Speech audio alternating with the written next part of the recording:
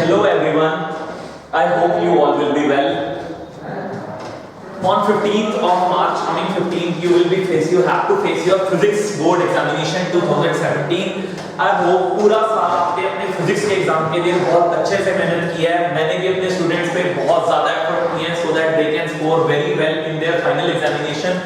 So currently when I am interacting with many of my students, they are confused कि sir हमारे पास सिर्फ 4 दिन हैं, 4 to 5 days are left. इन 4-5 दिन को किस तरीके से यूटिलाइज किया जाए?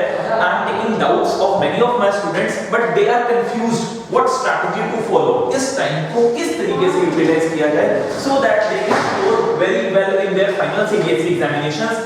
So जिस I guess जो डाउट्स मेरे कुछ स्टूडेंट्स को है वही डाउट सेम आप सबको भी आ रहा होगा कि इस पर्टिकुलर टाइम को किस तरीके से यूटिलाइज किया जाए so that you can score very well in your final examination.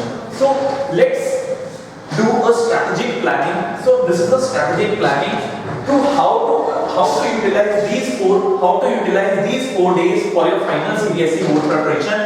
Let's बहुत स्टूडेंट हैं जो मेरे साथ इंटरेक्ट कर रहे हैं कि सर हमारे पास 5 days are pending, how to utilize these 5 days, in किस टाइम पे किस चैप्टर को उठाया जाए, 11 यूनिट्स आर देयर, कैसे डिस्ट्रीब्यूशन की जाए, किस तरीके से प्रिपरेशन की जाए. So I have done a strategic planning to how to utilize these 5 days for your physics CBSE board examination. The strategic planning starts from do at least one sample paper in a day. I don't know which strategy you are planning. You are following CBSE sample papers, you are following Pradeep's book, SL Arora book, exam idea. I don't know what kind of strategy you are following, but the basic building block of preparation is at least one sample paper in a day. Guys, sample paper की बहुत ज़्यादा importance होती है final examinations में. अगर आपको final paper आपका CBSE board देना है on 15th of March, you should be pre-planned with that कि CBSE में किस चैप्टर से कितने क्वेश्चन आते हैं, न्यूमेरिकल्स का क्या लेवल है, हायर ऑर्डर थिंकिंग स्किल्स का क्या लेवल है. You should know that part. और वो सब प्रिपरेशन आपकी तभी हो पाएगी जब आपने number of sample paper solve किए होंगे. सो अगर आपने अब तक पहले सैंपल पेपर किसी बुक से सॉल्व किए, वेल एंड गुड. अगर आपने सैंपल पेपर नहीं दिया है, पूरे दिन में आप कैसे भी तैयारी कर रहे हैं, कोई भी चैप्टर उठा रहे हैं, वो इतना मैटर नहीं करता क्योंकि जितना तुम्हारा सैंपल पेपर्स मैटर करते हैं. मेरी जो स्ट्रैटेजी है, मैं सैंपल पेपर पे इसलिए फोकस करता हूं क्योंकि हमारे एक सैंपल पेपर में हमारे पास 26 क्वेश्चन होंगे. ठीक है, एक सैंपल पेपर में हमारे पास 26 क्वेश्चन होंगे. अगर आप इन दिनों में for example you have 5 days, एक दिन में अगर आप 2 सैंपल पेपर भी सॉल्व करते हो, इन 2 सैंपल पेपर को सॉल्व करने में हार्डली 3 आवर्स कंज्यूम होंगे. माय स्ट्रैटेजी इज, अगर आप कोई भी सैंपल पेपर, अगर आपके पास सैंपल पेपर की बुक है आप उसको बुकलेट से सॉल्व करो. अगर आपके पास सैंपल पेपर की बुक नहीं है, आप किसी भी वेबसाइट से डाउनलोड कर सकते हो. CBSE के सैंपल पेपर, फिजिक्स के सैंपल पेपर गूगल पे बहुत इजीली अवेलेबल है. अगर आप दिन में 2 सैंपल पेपर सॉल्व करते हो, आपके पास 5 दिन पेंडिंग है. 5 दिनों में आप लोग 10 sample paper directly cover up कर लोगे. 10 सैंपल पेपर कवर अप करने का मतलब है 26 into 10 260 क्वेश्चंस. आप इन 5 दिनों में 260 क्वेश्चंस के साथ एनकाउंटर हो चुके हो. अगर इन 260 क्वेश्चंस में से 10 क्वेश्चन भी एज सच प्रोबेबिलिटी हमारी बनती है कि 260 में से वर्स्ट केस अगर हम लगा के चले 10 क्वेश्चंस एज सच हमारे एग्जाम में रिपीट हो जाते हैं, चाहे वो 1 मार्क क्वेश्चन हो, चाहे वो 2 मार्क क्वेश्चन हो, चाहे वो 3 मार्क क्वेश्चन हो, चाहे वो 4 मार्क हो, चाहे वो 5 मार्क हो. इससे बेटर सिचुएशन हमारे लिए कुछ नहीं हो सकती. So guys, first and foremost point for strategic planning is do at least one sample paper in a day. Now, अगर आप दिन में 2 सैंपल पेपर कर रहे हो, सैंपल पेपर करते वक्त आपके 3 घंटे कम से कम लगेंगे. अब मैं आपको बताता हूं सैंपल पेपर करने की मेथोडोलॉजी क्या है. कि सर हमारे पास एक सैंपल पेपर है, उसका सॉल्यूशन भी दे रखा है, क्या हम लिख के देखें, हम याद करें, हमें चीजें किस तरीके से करनी है.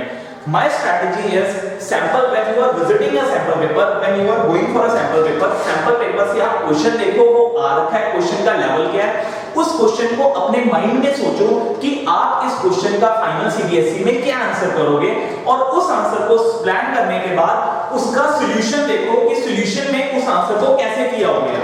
So that you should be having an idea कि आपके मन में उस कॉन्सेप्ट को रिगार्डिंग क्या पिक्चर बन रही थी और बुक ने उस क्वेश्चन को कैसे अटेम्प्ट कर रखा है. Guys, Mark my words, you are visiting for a theoretical exam. Theoretical exam में सबसे ज्यादा जो चीज मैटर करती है that is your way of attempt. आपको कितनी नॉलेज है वो तो मैटर करता ही है, बट आपने अपनी नॉलेज को किस तरीके से जस्टिफाई कर रखा है फाइनल एग्जामिनेशन में, वो बहुत मैटर करता है. सो एक बार मैं अपनी स्ट्रेटेजिक प्लानिंग की वीडियो आपके साथ शेयर कर लूं. In the next video I discuss कि किसी भी थ्योरेटिकल एग्जाम को आप कम नॉलेज के साथ भी मैक्सिमम स्कोर कैसे कर सकते हो.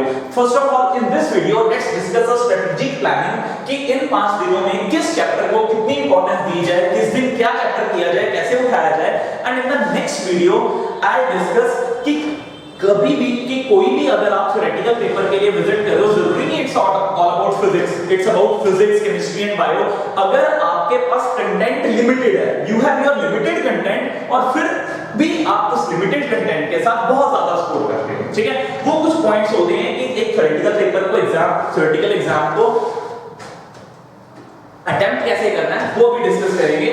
सो मेन कंफ्यूजन जो इस टाइम मैं अपने स्टूडेंट के साथ एनकाउंटर हो रहा हूं, मेरे बहुत स्टूडेंट हैं जो पूरा साल कंसिस्टेंट रहे हैं पढ़ाई में, वो भी इस टाइम पे बहुत कंफ्यूज हैं. I am getting a continuous messages on WhatsApp, call, getting regular calls कि sir we are getting confused, इस पर्टिकुलर टाइम को कैसे मैनेज करें. 11 यूनिट कवर अप करने हैं, इलेक्ट्रोस्टैट उठाएं, करंट उठाएं, मॉडर्न फिजिक्स उठाएं, मैग्नेटिज्म उठाएं, ऑप्टिक्स की डेरिवेशंस को रटें. इस टाइम पे अपने टाइम को बेस्ट यूटिलाइज कैसे करें. तो मेरे अकॉर्डिंगली जो मैंने एक स्ट्रैटेजी बनाई है इन 5 दिनों को यूटिलाइज करने की, I am discussing with all of you. You can go with this. With this, by doing this, you can score very well in your final examination. So first part of strategy is 10th March. हमारे पास final exam के लिए, if our final exam is on 15th, we have 5 days left, 10, 11, 12, 13 and 14.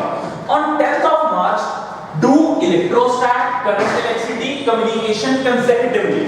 Guys, इस time आपके पास सबसे ज्यादा confusion इस बात को लेके आ रही है कि इलेक्ट्रोस्टैट को इंपॉर्टेंस दे, ऑप्टिक्स को इंपॉर्टेंस दे, मैग्नेटिज्म को इंपॉर्टेंस दे. Guys, you are going for final CBSE examination.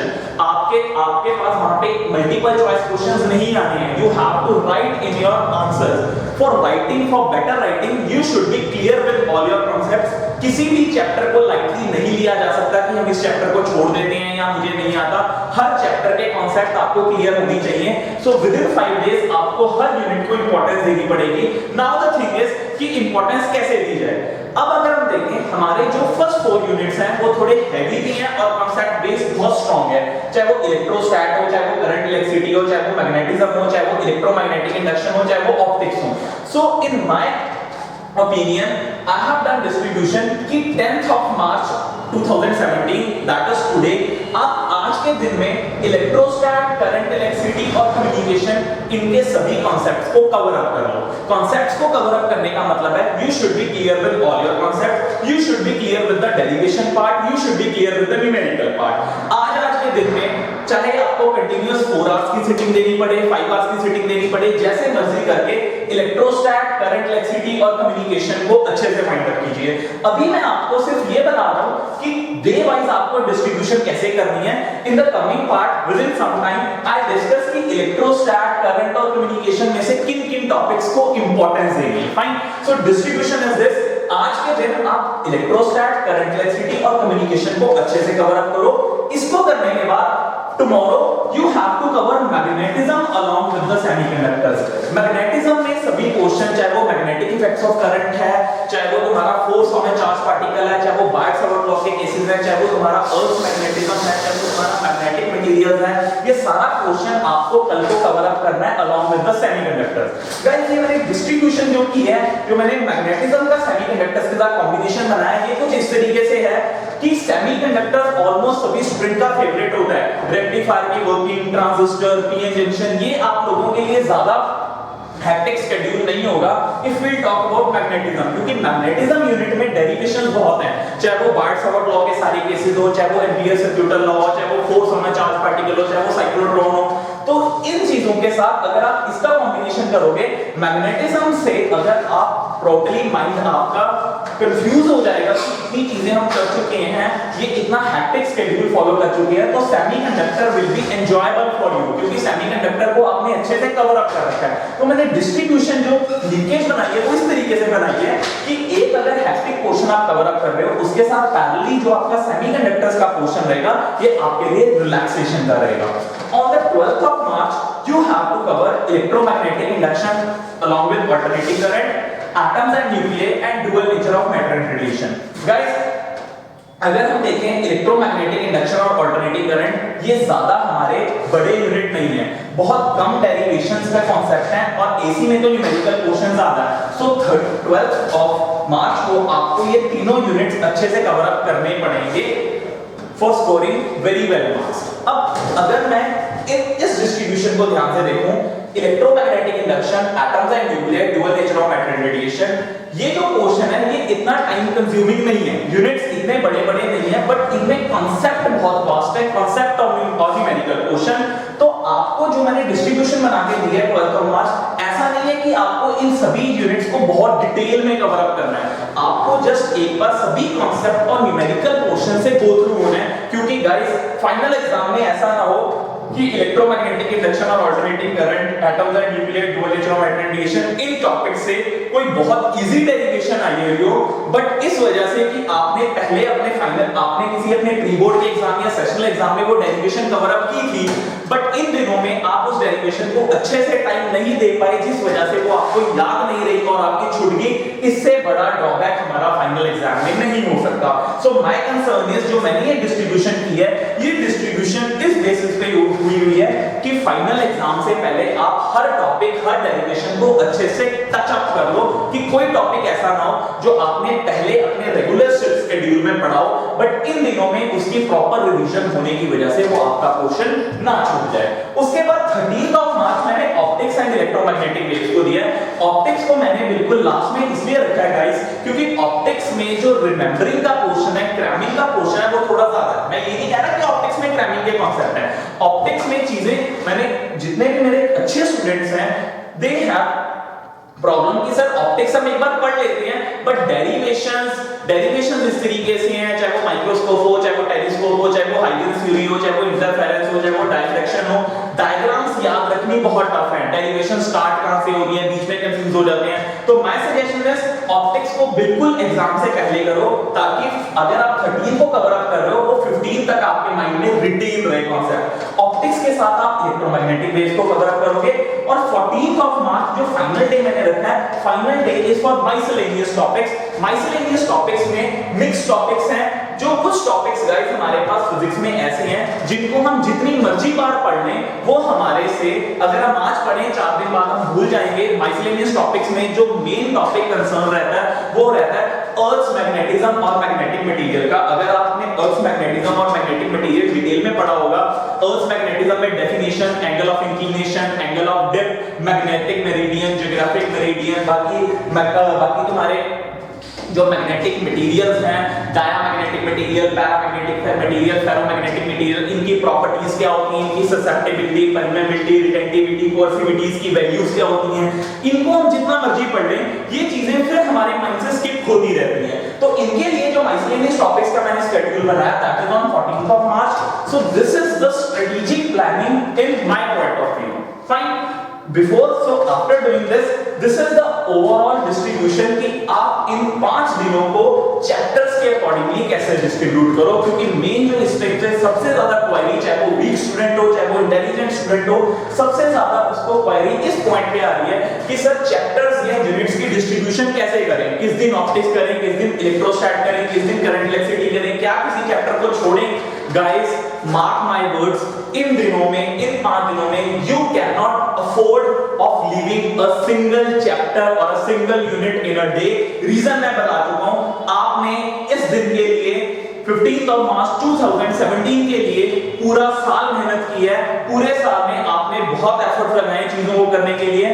इन 5 दिनों में ऐसा ना हो कि कोई चीज आपकी मिस हो जाए जो आपने पहले अच्छे से कवर अप की गई हो, बट प्रॉपर्ली रिवीजन की वजह से फाइनल एग्जाम में आपको वो स्टार्टिंग ही ना समझ आए कि ये डेरिवेशन या स्टार्ट कहां से होती थी, डायग्राम कैसे बनती थी, और वो आपका क्वेश्चन मिस हो जाए। सो इस डिस्ट्रीब्यूशन के अकॉर्डिंगली अगर आप चलते हो तो 5 दिनों में आप ऑलमोस्ट सभी यूनिट्स को टच अप कर लोगे।